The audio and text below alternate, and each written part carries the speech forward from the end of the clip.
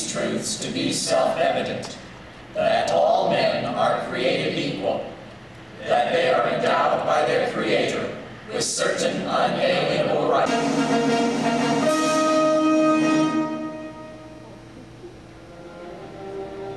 In this Hall of Presidents, we look upon a mirror of ourselves, the leaders we have chosen to safeguard our rights and our ideas, to imagine the future and to embrace its challenges. Ladies and gentlemen, the Presidents of the United States.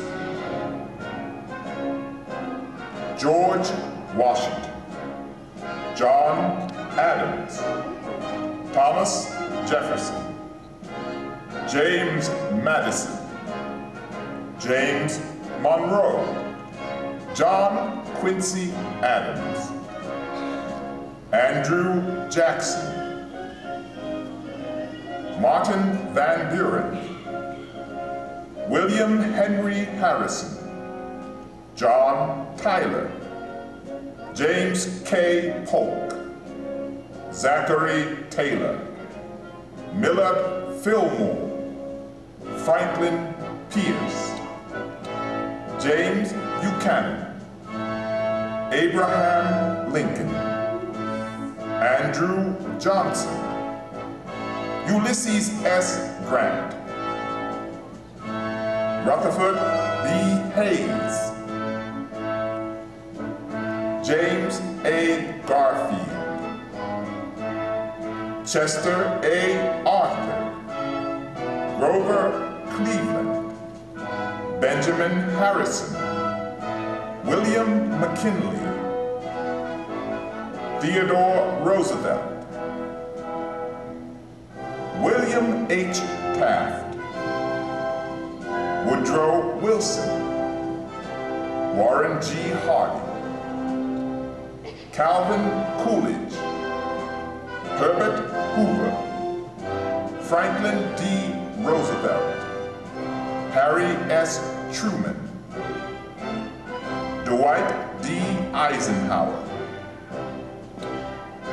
John F. Kennedy,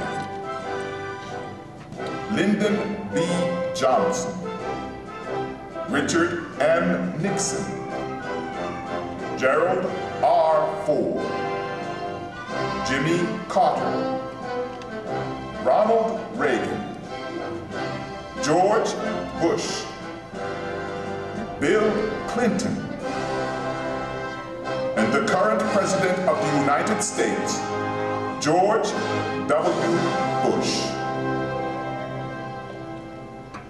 My fellow Americans, when we look back on the history of this country, we see a record of almost unbelievable energy, sacrifice, hard work, of impossible dreams that our ancestors dreamed and made real.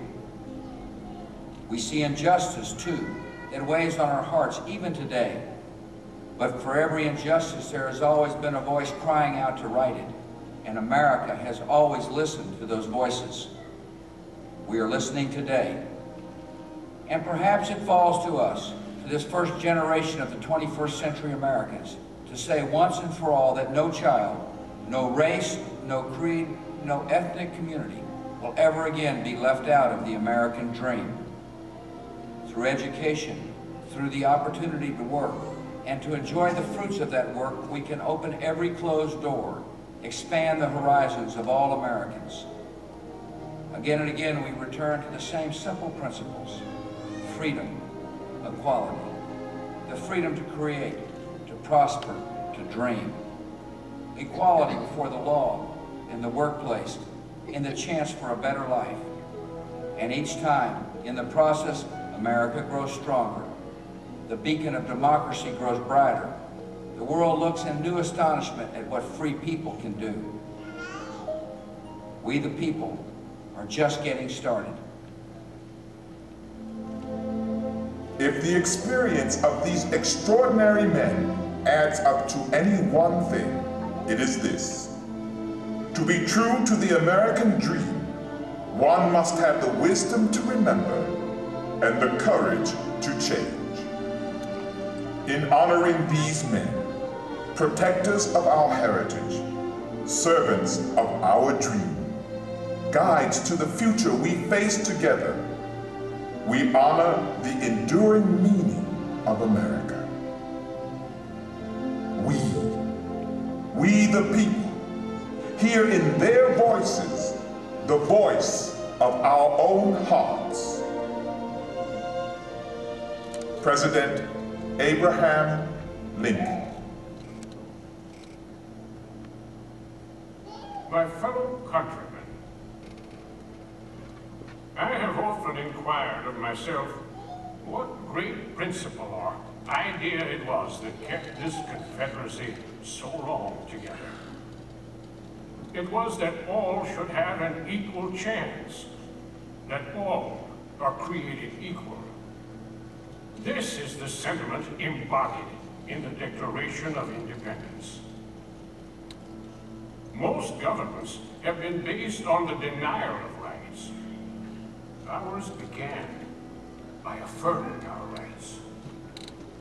Let us turn this government into the channel in which the framers of the Constitution originally placed it. If we cannot give freedom to every creature, let us do nothing that will impose upon another creature. True democracy makes no inquiry about the color of the skin or place of birth or any other circumstance or condition. We propose to give all a chance. We expect the weak to grow stronger, the ignorant wiser, and all better and happier together. Let it be as nearly reached as we can. For the struggle of today is not altogether for today. It is for the vast future also.